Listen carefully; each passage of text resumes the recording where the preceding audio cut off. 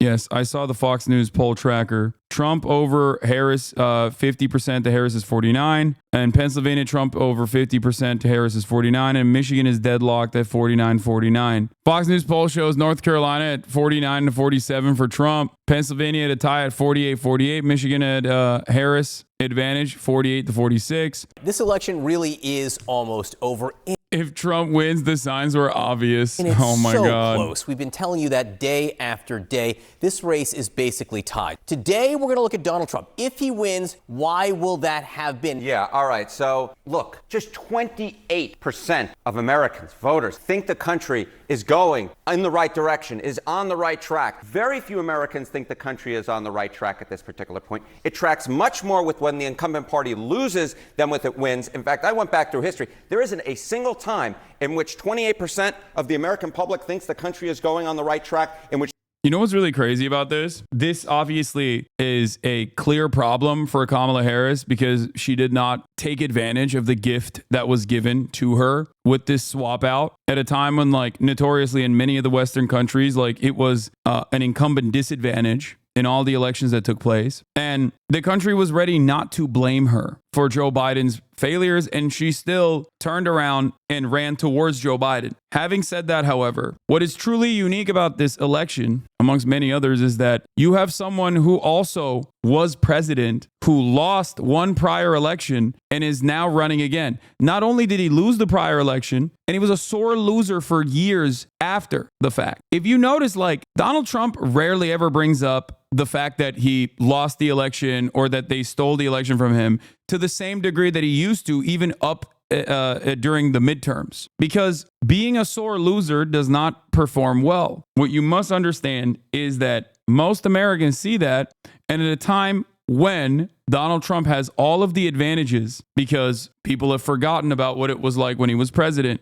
People are very upset with the way things are headed in the United States of America. 28% of the United States thinks that this election is on track. Only 28. At a time like that, him hyper-focusing on trans issues, him consistently talking about migrants in a way that even, like, people who want to deport migrants consider to be a little bit too much, a little bit too far for them. All of that stuff genuinely hurts his chances with a lot of people, because every moment that he's dealing with, like, the backlash caused by his own statements over and over again is a moment where he's not talking about how he's going to fix the economy. He's going to win, you know that? I mean, he could. I'm not saying that he's, like, absolutely dead ass going to lose. I've never said that. As a matter of fact, I have been complaining about the Kamala Harris campaign nonstop, saying that she was delivered a massive gift with the Biden swap out where she could have shown that she is moving the campaign and the Democratic Party in a positive direction away from Joe Biden, a person who was so objectively unpopular that it required him to drop out and be substituted with the vice president. She squandered this opportunity pretty aggressively, pretty spectacularly. So much so that a lot of the top line messaging that came from the campaign ended up slamming the polls in this deadlock 50-50 split. $30 million of ad spend on the campaign messages not working in your favor means that you have to change. At a certain point, you had to have changed your campaign messaging. Harris' campaign has been perfect? Absolutely not. Harris' campaign has been awful. Which the incumbent party actually won. They always lose when just 28% of the country believes that the country is on the right track. It is you are swimming upstream. On a micro level, a lot of the coverage today is over something President Biden said.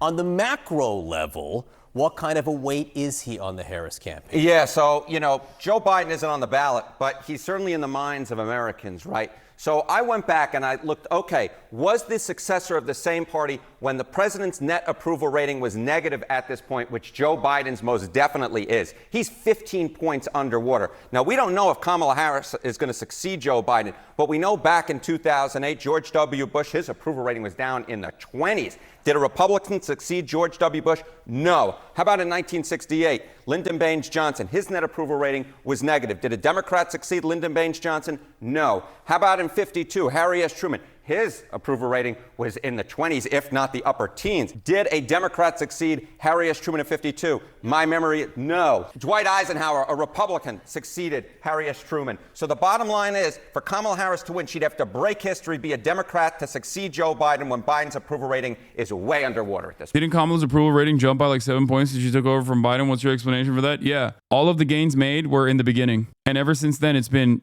locked in. Kamala Harris made up like 10 points from where Biden was standing at in key states. Okay. Kamala Harris literally made up in almost overnight. Kamala Harris made up for like 10 points. And then they just stopped. One must ask the question, how? One must ask the question, why? Record number of donations. They raised like $1 billion, dude, in a matter of months. And since the DNC, the numbers have not moved, or in the last month, the numbers have moved in the direction of favoring Donald Trump. Now, having said all that, I still think, given how bad of a campaign Trump is running as well, and given how limited Trump's opportunities for victory look like, because he has to capture the attention of people who either A, weren't paying attention under the Trump administration, or B, were too young to vote for Donald Trump, because he has to get those guys on board, and he's not doing enough to get those guys on board, and those guys are notoriously not exactly people who vote, mid and low propensity voters. He has a harder time securing a W from the Electoral College in the way that it stands. How about Pennsylvania? We spoke about it before a few months ago. Big Republican Party registration gains versus where they were 4 years ago. So Republicans are putting more Republicans in the electorate. The Democratic number versus the Republican number has shrunk.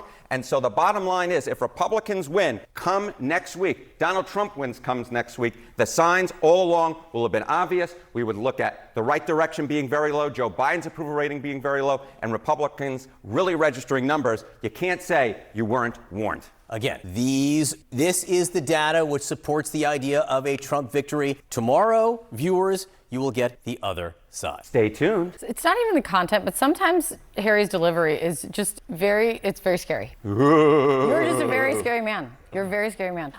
Thank you, Harry. Again, tomorrow, the other side. They're talking about the swing states as they were just laying out very aggressively. And so try this theory on for size. The swing states of today may not be the swing states in play 4 years from now. Let us go to CNN's Zach Wolf. Okay, they're bored. They gotta be bored. That's crazy. That's a crazy question to be asking right now. They're bored. They're bored. They're bored. They're like, we've run through our coverage. That's crazy. It is pretty obvious at this point that Republicans and Democrats are seeing things very differently as America decides the 2024 election. We've got a CBS. Republicans and Democrats watch each other's news.